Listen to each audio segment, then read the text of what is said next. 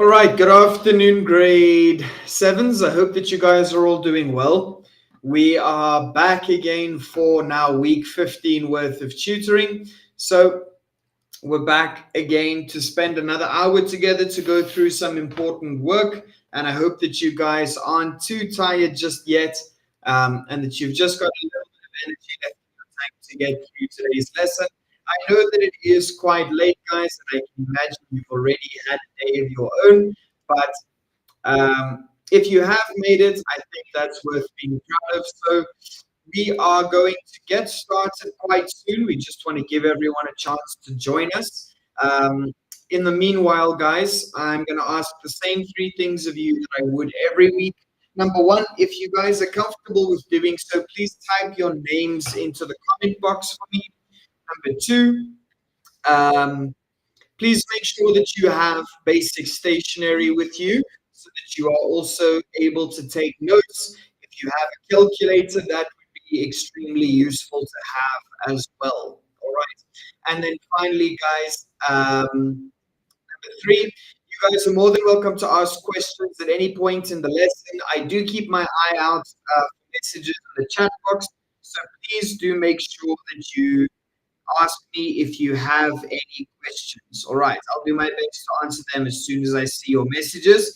But very quickly, guys, so that you have an idea of what we want to chat about today, we want to take a look at the world of units of measurement.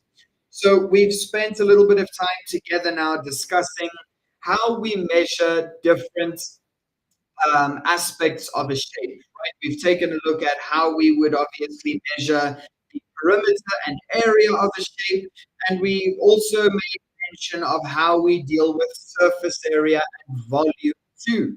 Now, while those are really important, and it's included within this topic of measurement, there is a lot more that we need to be able to measure.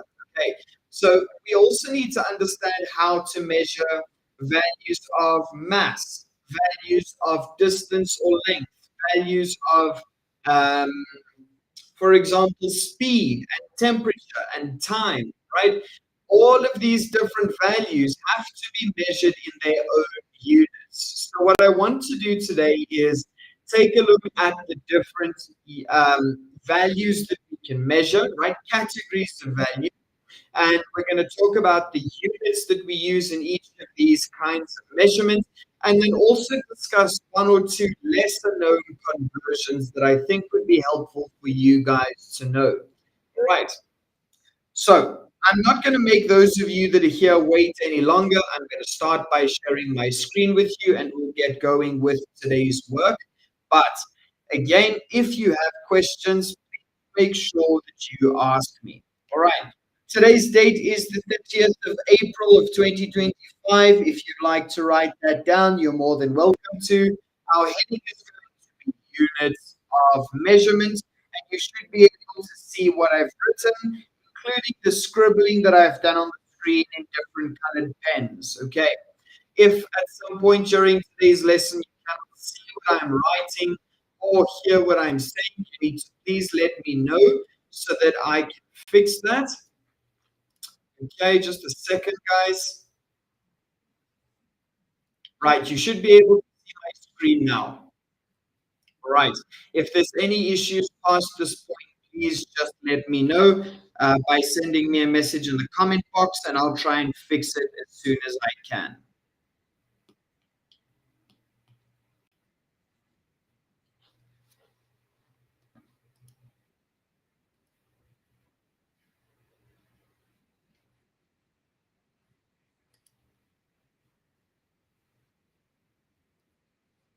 Right. So, what are the different things that we want to be able to measure? Let's quickly talk about the categories of measurement. What are the different values that we need to be able to measure and be aware of all of the different units? So, first things first, we're going to go through quite a few of them today, guys. And if you guys are interested in taking subjects like science, biology as we head into high school, it's worth sticking around for the full lesson. Number one, we want to know all of the different units that we need to be able to measure in for distance and for distance or length, right? These are generally considered the same thing. Number two, we want to be able to measure values or amounts of mass. Now, we can refer to mass as weight. You guys have probably learned about the difference between mass and weight in science already. Mass is the more correct term, okay? But in brackets, we can just think about the weight of something. Number three, we want to think about volume. Now, in this case, I'm not thinking about volume in the same sense that you are.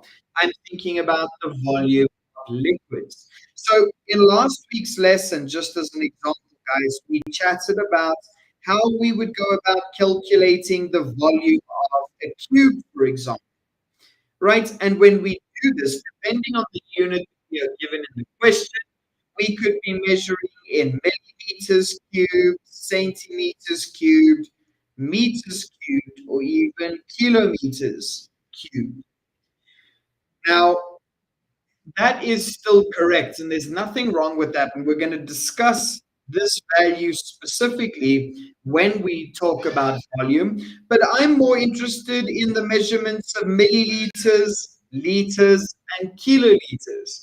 We need to know what all of these symbols are, and more importantly, how we convert from milliliters to kiloliters, or liters back into milliliters, and so on and so forth. Right? These are all very important. And then just towards the end of today's lesson, guys, we will also talk about temperature and time if we get the opportunity to do so.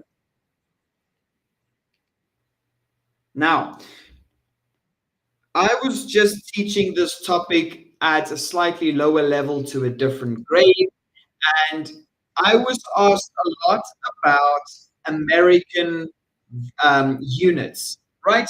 For example, we measure in kilograms, whereas overseas they measure in pounds.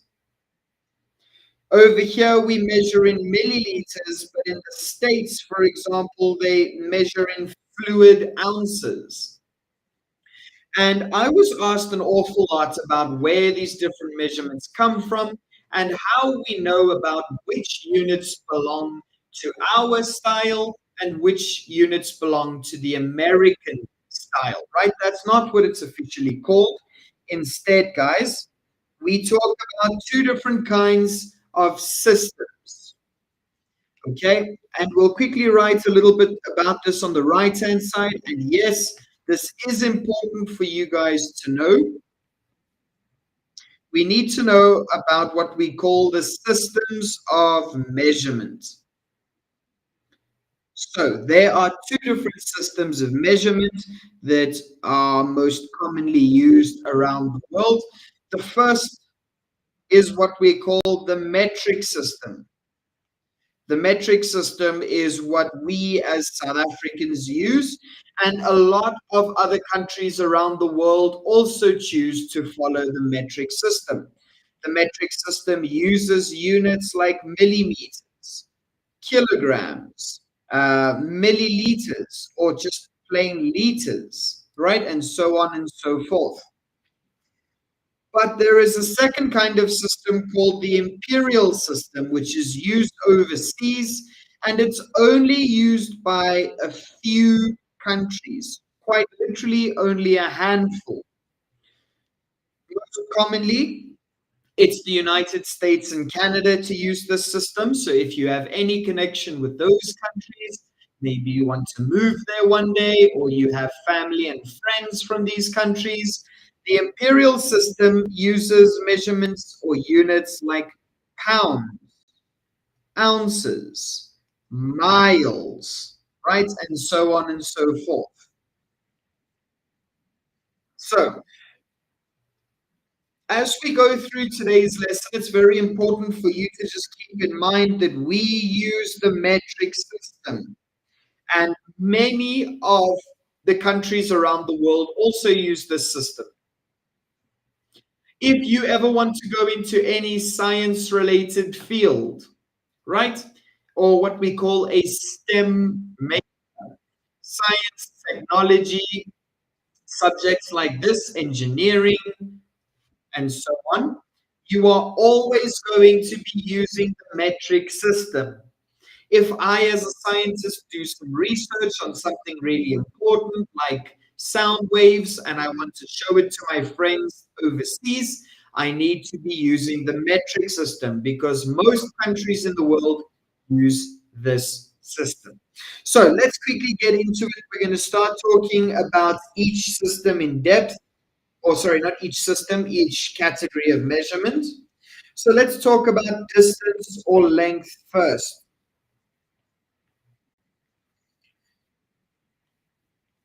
What do we need to know about distance or length, guys? We have four major units that we use. Millimeters is first, and yes, you need to be able to spell the words. We have millimeters, centimeters. As we get gradually bigger and bigger, we move up to meters, which is known as our SI unit, and you'll learn about that in grade 8. And finally, we have kilometers or kilometers.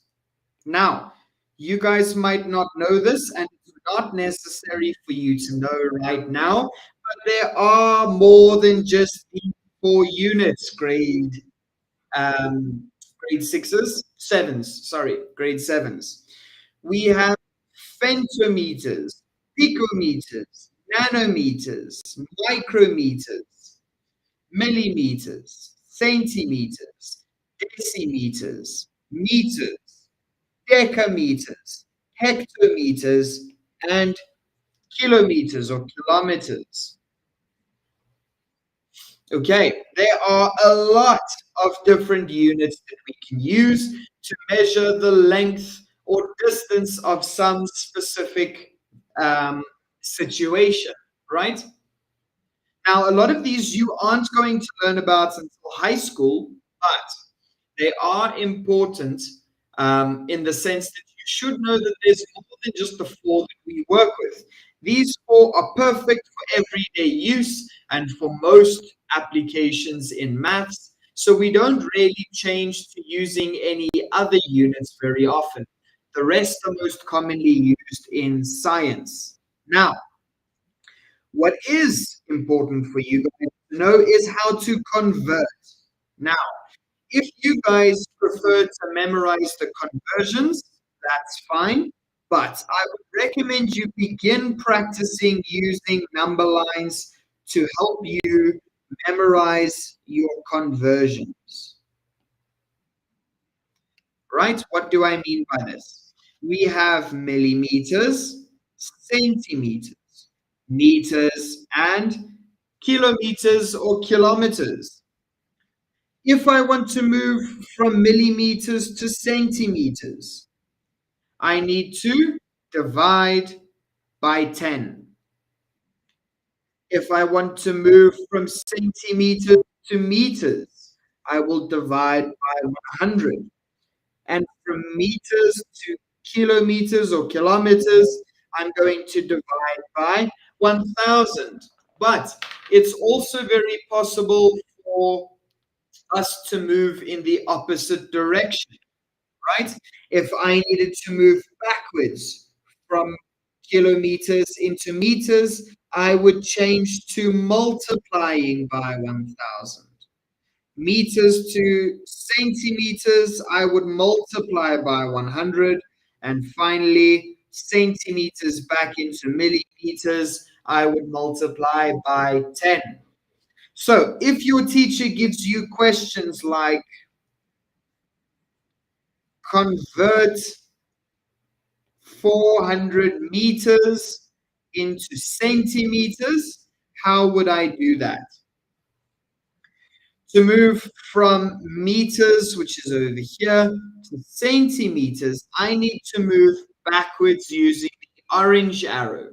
My orange arrow tells me that I need to take my 400 meters and multiply it by 100. So when I do that, I see that 400 meters is the same as 40,000 centimeters. And you guys need to be able to do these conversions between any of these units. Okay, so I hope that this diagram will help you guys with this sort of conversion. I would copy it down if I were you, because at the end of the lesson, I'll show you guys an exercise that you can attempt to test how capable you are of completing these conversions correctly. Okay, if you guys cannot get these conversions right, it's going to make things a little bit hard for you. I'll give you guys a second to copy, and then I'm going to move on to the next style of measurement. If you have questions, please let me know.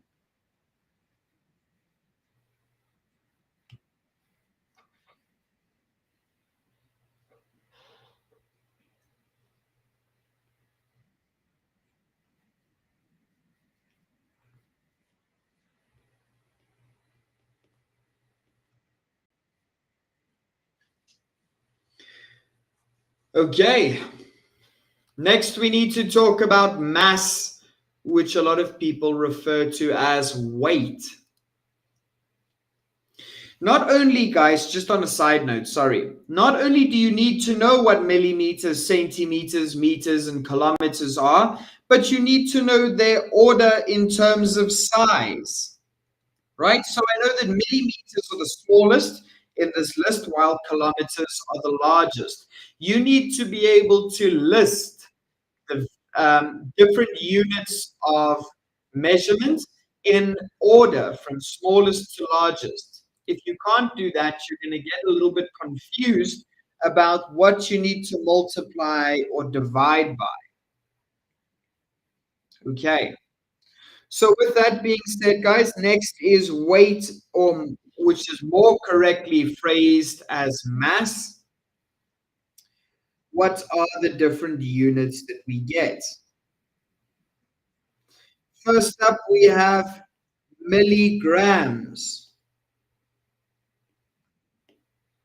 which has the smallest symbol mg. Next, we don't actually have, we don't talk about centigrams very often, but they do exist.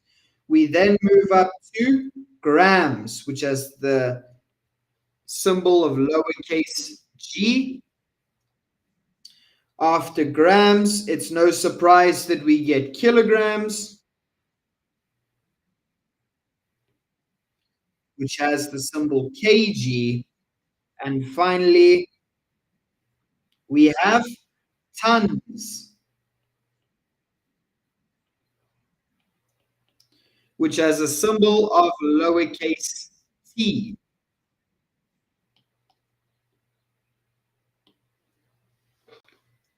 These are our units of measurement for mass or weight. And again, we must be able to convert between all of these values with ease.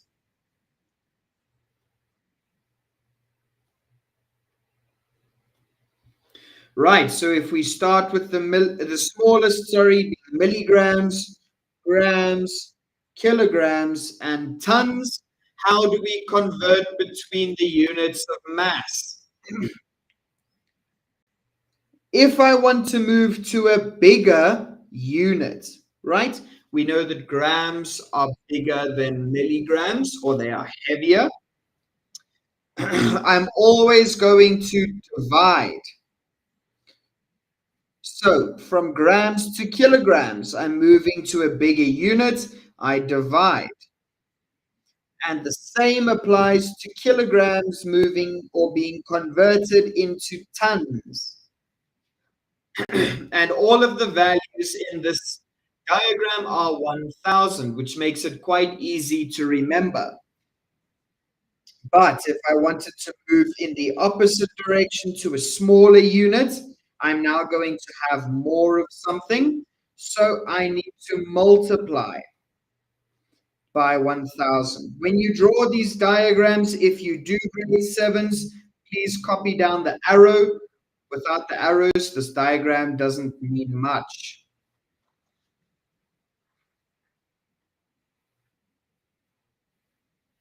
Okay, now when it comes to the units of weight, again, in the American, or what's officially known as the imperial system, we would talk about ounces, we would talk about pounds,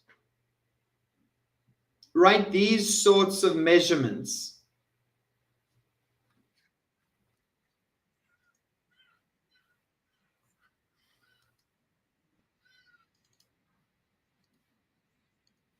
We do not use these in South Africa, and most countries around the world don't use it either. And there's some very good reasoning for that. If you guys want to maybe go and watch YouTube videos or something on why the metric system is better than the imperial system, I'd strongly encourage it. It's quite interesting to watch, guys.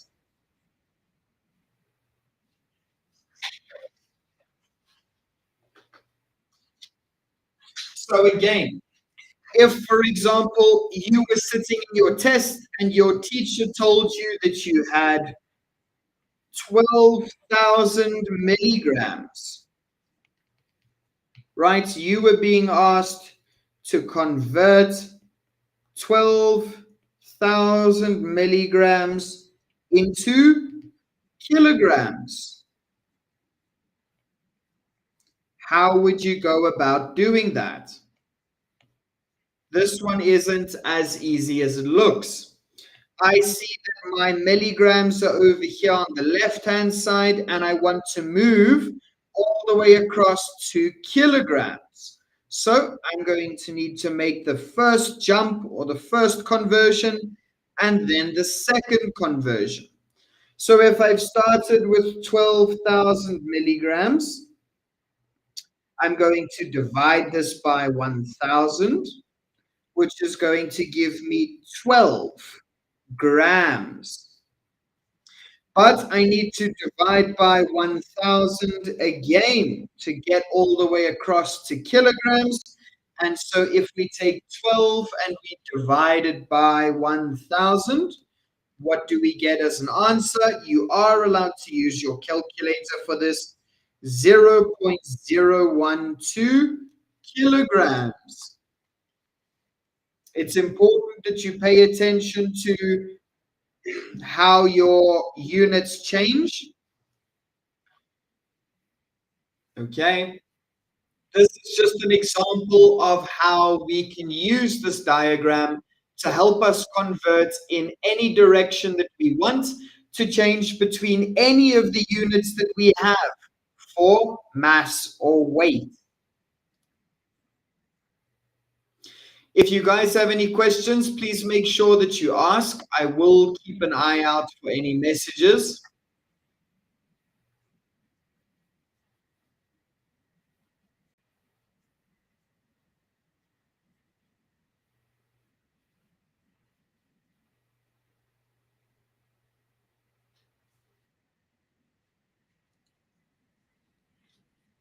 Okay.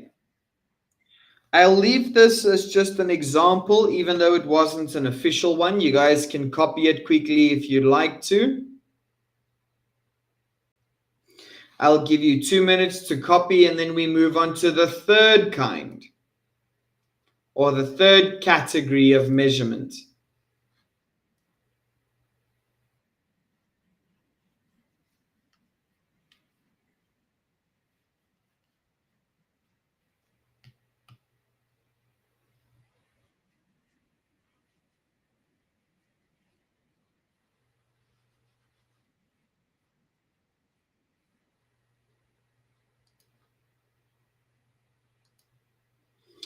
Right, next up on the list, guys, we need to talk about volume.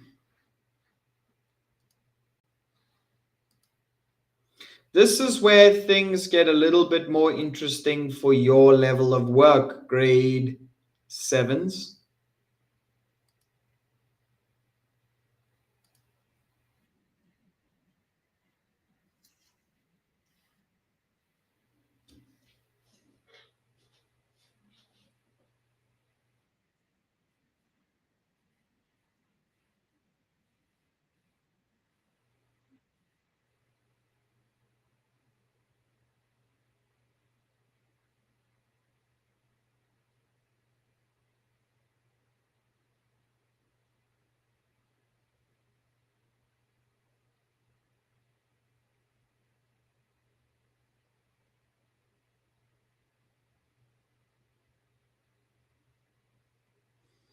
All right, I'm going to move on, guys.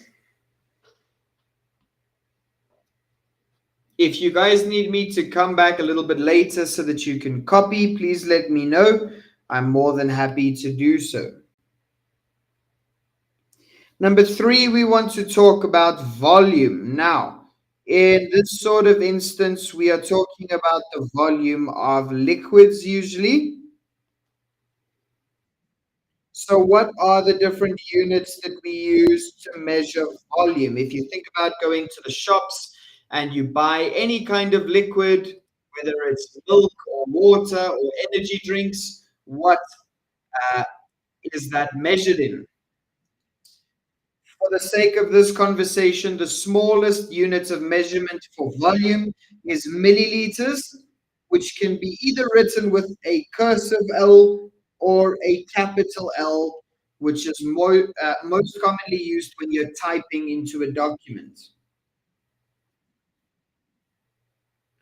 Next, we have our simple liters, which again can be written as the cursive L or a capital L.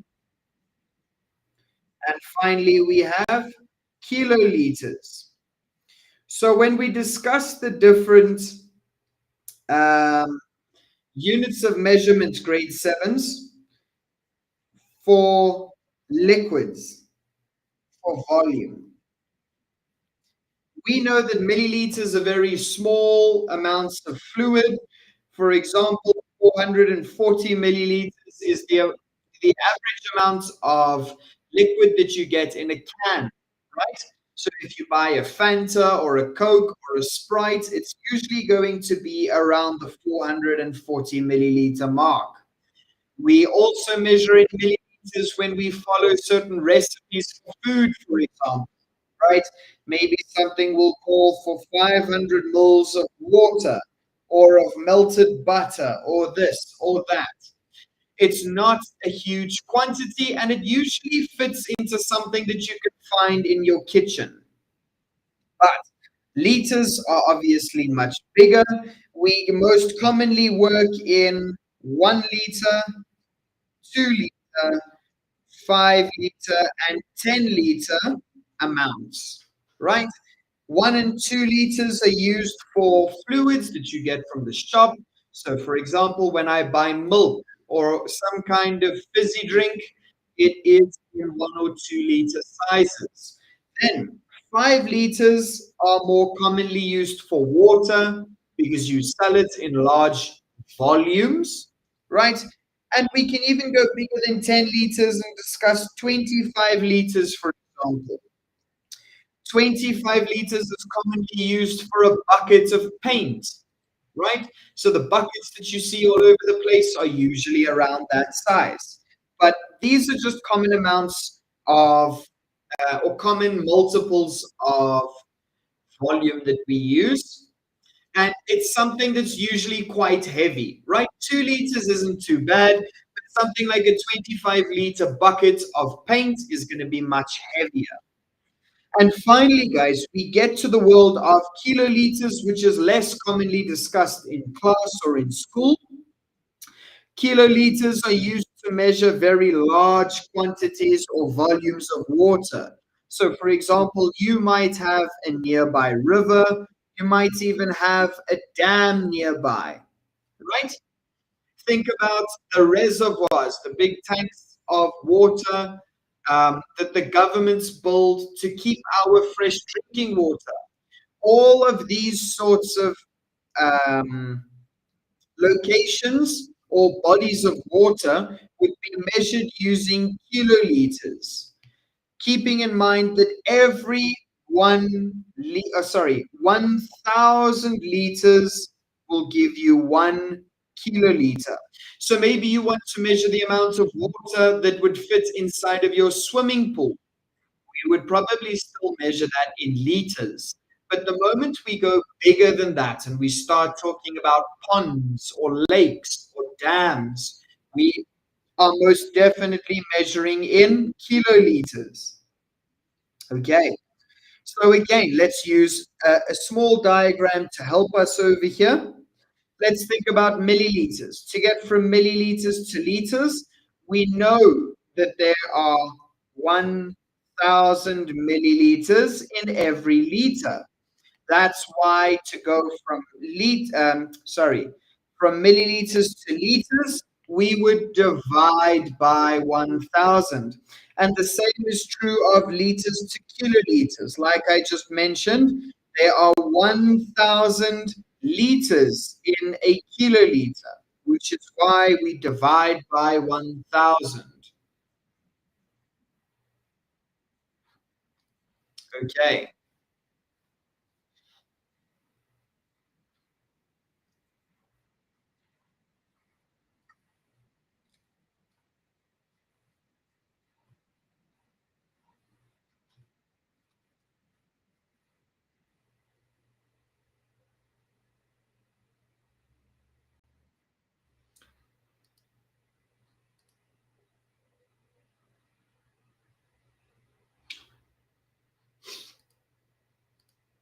Right, guys.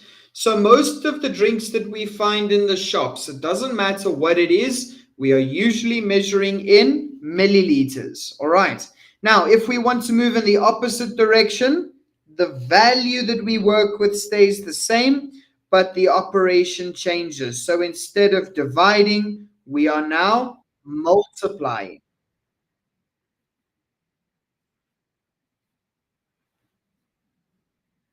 Okay, that's a very simple diagram. It's easy to sort of memorize if you need to, but it's also easy to understand and easy to use. I think it's nice to have a visual representation for all of these things because oftentimes, guys, we don't get such nice visual representations. Okay, so that is volume. Now, there is something interesting that I'd like to point out over here. Some of you might be questioning why, in that case, we measure the volume of 3D objects in distance units, right? So, for example, why would I measure something and get, for example, an answer of 100 cubic centimeters? We know that this is how we measure volume because we discussed this in last week's lesson. So, here's a really cool little bit of information for you. And I hope it shows you how all of these units of measurement are actually quite connected. 1 cubic centimeter, grade sevens, is equal to 1 milliliter. 1 cubic centimeter is equal to 1 milliliter. So, although, yes, we do measure the volume of 3D objects in cubic centimeters, if we really needed to, we could say that this cube holds 1,000 milliliters of liquid. And knowing our conversions, we could even then tell the person reading our work that 1,000 milliliters is 1 liter. Okay. So keep in mind that yes, measuring the volume of a 3D shape might seem like a completely different topic, and to some degree it is. But all of this work is interconnected. And if you keep in mind that a cubic centimeter is equal to a milliliter, then you know how to convert into milliliters, and everything seems just a little bit more connected.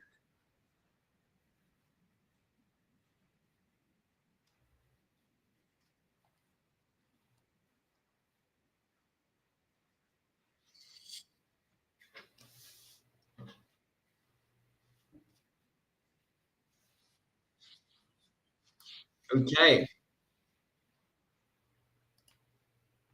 right. I hope that that makes sense, guys.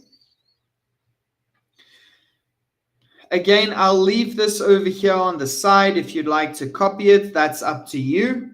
But we've got two more categories to discuss, with the next being temperature. Now, temperature is a little bit different than the other ones that we've gone through today, because I'm not going to show you how to convert. But with that being said, you still need to know the different ways that we can go about measuring the temperature of an item. Okay.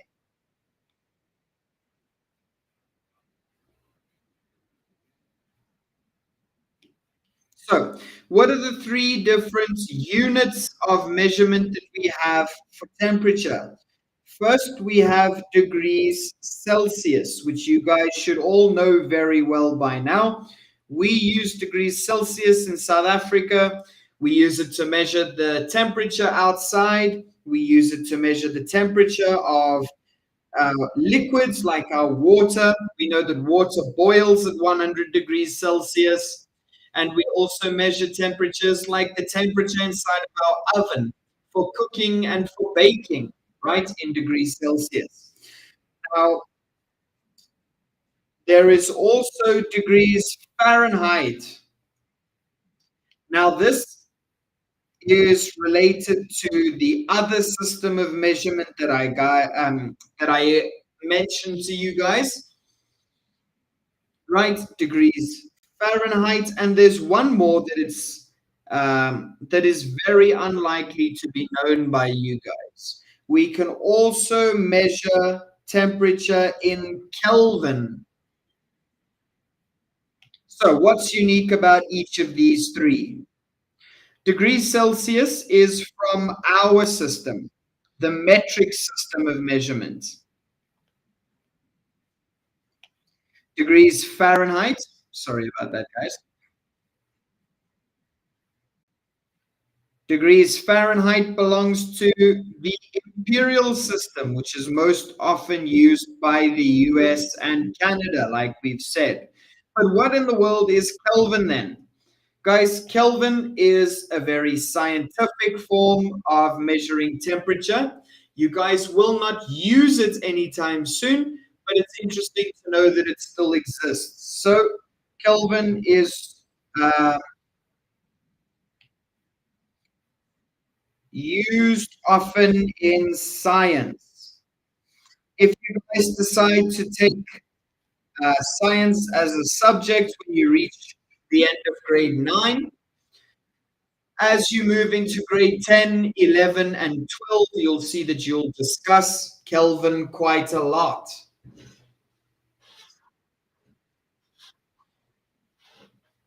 Okay, so I'm not going to show you how to convert between the different temperatures. You guys do not need to know that, but please make sure that you are familiar with the different units that we have.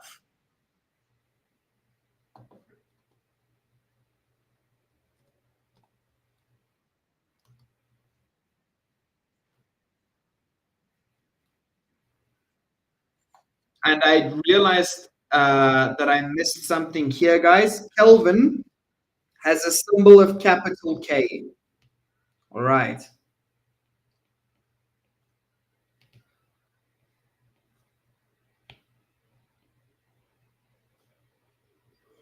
And it's used often in the world of science.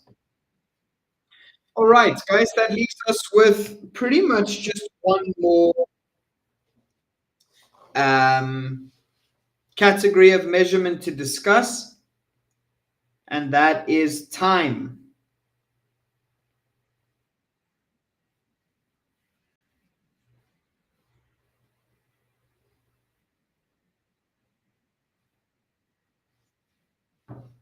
Okay, you guys have got 1 minute to quickly copy.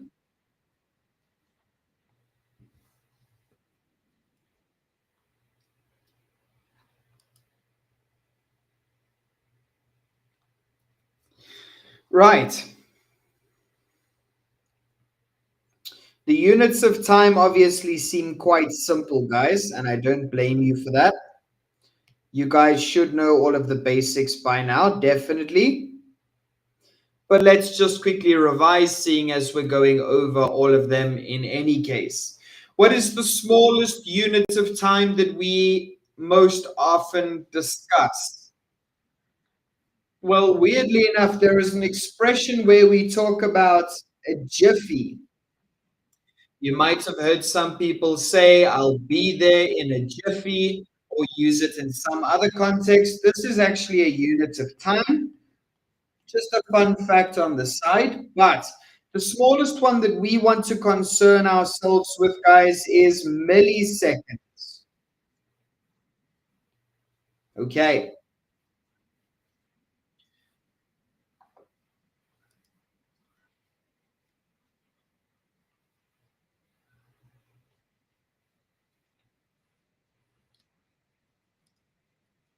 What is our symbol for milliseconds? It is ms.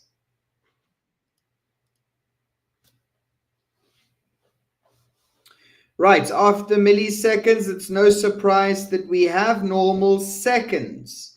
Now, I know that there's a lot of different ways for people to write seconds with a symbol, right? Some people write SEC, some people just write S, and there's a few other variations, but S is the most correct version. We then also have minutes,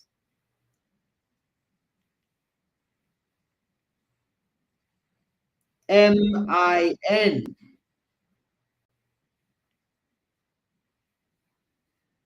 We also have hours, which is H. And then, guys, you have your other more standard units of time, where we talk about weeks and months and years and so on and so forth. I'm not going to worry about those too much. Okay.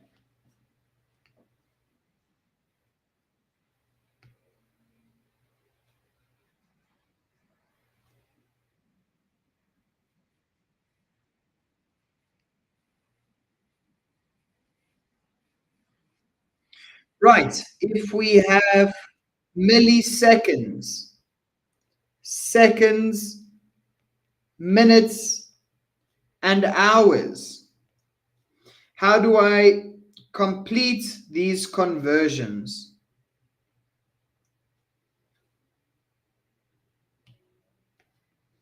If I want to change from milliseconds into seconds, we first need to know how many milliseconds there are in every second.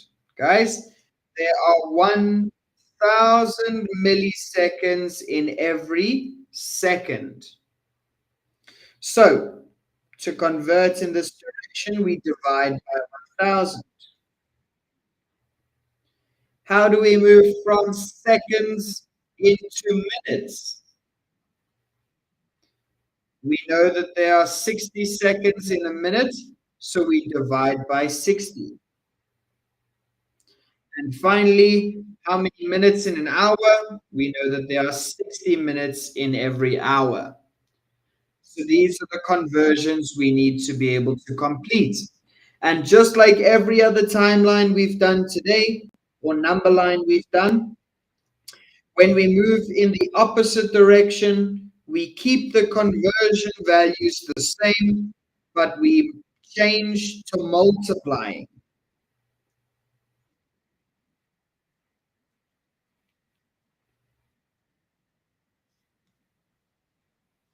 Okay. And so there are our unit conversions for the world of time. Now, time is an interesting exception because it's one of the categories of measurement that does not change between the imperial system and the metric system. What do I mean by that? It doesn't matter if you're here in South Africa or if you are in America. Seconds are seconds, minutes are minutes, hours are hours, right? We know it's not the same for mass. We use kgs, they use pounds.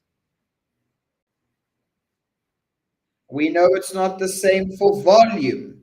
We use milliliters, they use fluid ounces.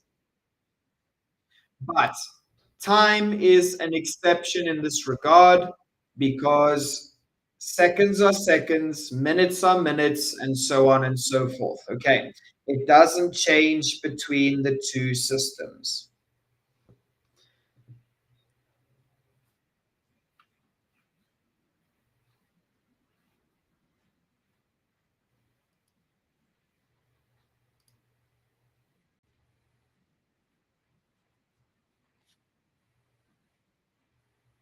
Do we have any questions, grade sevens?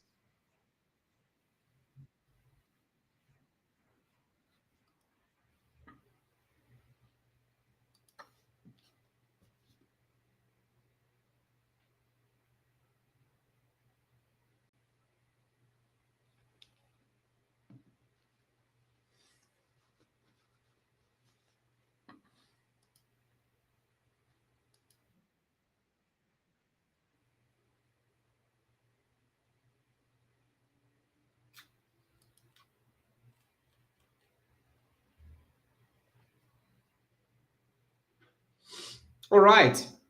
So, guys, they are the five categories of measurement that we need to worry about for now.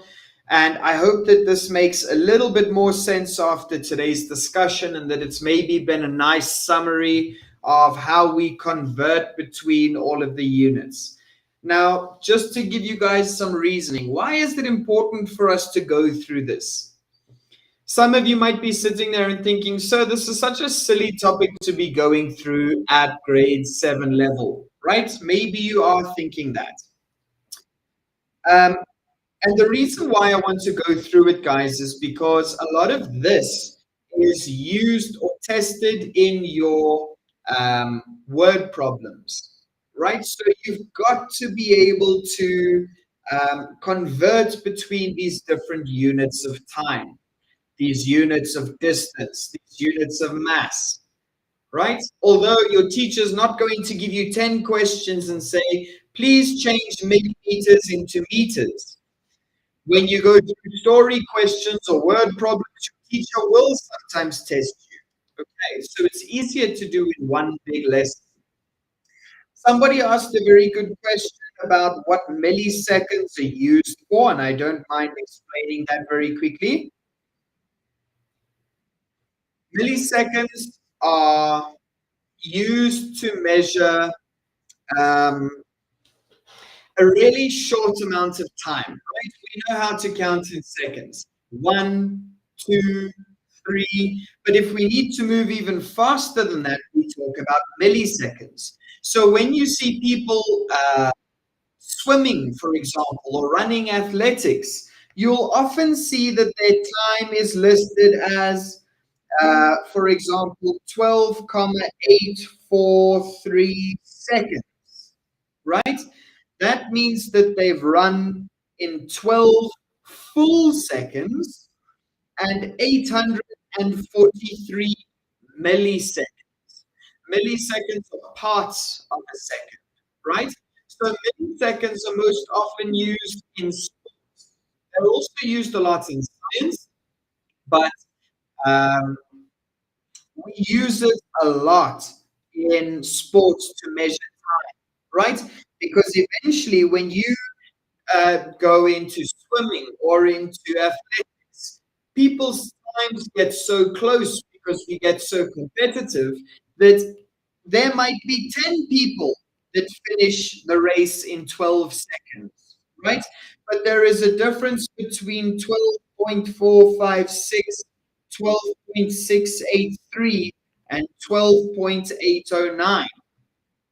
We can see that the first time over here is the fastest. And so milliseconds are used for a very high degree of accuracy. Okay, I hope that answers your question. Somebody's then also asked another question, which is another good one. They've asked about kilojoules, kJ. Kilojoules, guys, is a measurement of energy. Okay, so when we talk about one day, maybe if you decide to study a little bit more about human anatomy and science, when we talk about how much energy the body uses, we talk about kilojoules, right? So if you go and get any kind of food and you look at the not the instructions, sorry, the um, nutritional information on the back, the table that's on the back, you'll see that there is a line that mentions energy, right? And it will say energy per serving, um, and it'll maybe say something like energy for 500 grams, you will get 806 kilojoules of energy, right? That's a very scientific way of us saying this is how much energy this amount of food is going to give to your body. Okay. So, like I said, guys, the five categories that we've been through today are definitely not all of the things that we can measure in the world, right? Eventually, things are going to get more complicated. You guys are absolutely right to be asking questions about this, right? So, for the person that asked, this stands for kilojoules, and it's a measure of energy. We can even talk about kilowatts, right? The amount of, it's also a different kind of energy. When we talk about light bulbs, we talk about watts, right? There are all kinds of different ways of measuring different things. And you guys will discuss these at a later stage. But I hope I answered your question about kilojoules. Okay. Right, guys. Somebody said that they are still not finished copying. Which section do you need me to go back to? I assume everyone is done copying this section over here. Right, you can copy from here if you like. Guys, we've got 5 minutes left of today's lesson, so I'm going to quickly show you a quiz that you can try to test yourselves on all of these different conversions. Although I've shown you a lot of the theory, we haven't had a chance to do a lot of examples. So I'll show you a quiz that you can try. Grade sevens, I just want to point something out, guys. These lessons are completely optional for you. Okay, you can come and join them if you want to, and you can leave when you want to. I'm not forcing any of you to stay here. So if you guys would rather be somewhere else, you are more than welcome to leave. Okay, I'm here to give you guys information and teach some of the information that might have been missed in school. If you know all of this or you just don't want to know it, you don't have to be here. All right. You guys are more than welcome to just close Facebook or close YouTube and go and do whatever you think is a better use of your time. This is just for if you guys want to be here. Right. I'm going to stop sharing my screen and instead bring up a different screen. I want to show you iRainbow. We've only got 5 minutes, guys, and then we are done. So for those of you that want to test yourself and maybe see how much you really understand, I would strongly recommend it. All right. When we open iRainbow, this is the screen that you guys will be greeted by. And you can go down to the island of measurements at the bottom right over here. You click on measurement, and then we're going to go to the very first subtopic, measurement, the metrics. Okay, click on this, and then at the top right, you guys can try any of these 4 quizzes. If you can do all of them, awesome. But if you want to test yourself on exactly what we've talked about today, go into the top right hand quiz called Metrics, Comparisons and Conversions. Try level 1, and you will see it asks you which is larger. Is 50 centimeters bigger or 5 millimeters? You can select your answer and then continue through this quiz, trying questions one by one. Okay. Some of them might require calculations, which you guys will now know how to do because of these tables over here. Right? Please make sure you use these to your advantage. I've spent the time drawing them because they are valuable. Okay. Use them, don't use them. It's completely up to you, but please do not just go and Google the answer. That's not going to help you.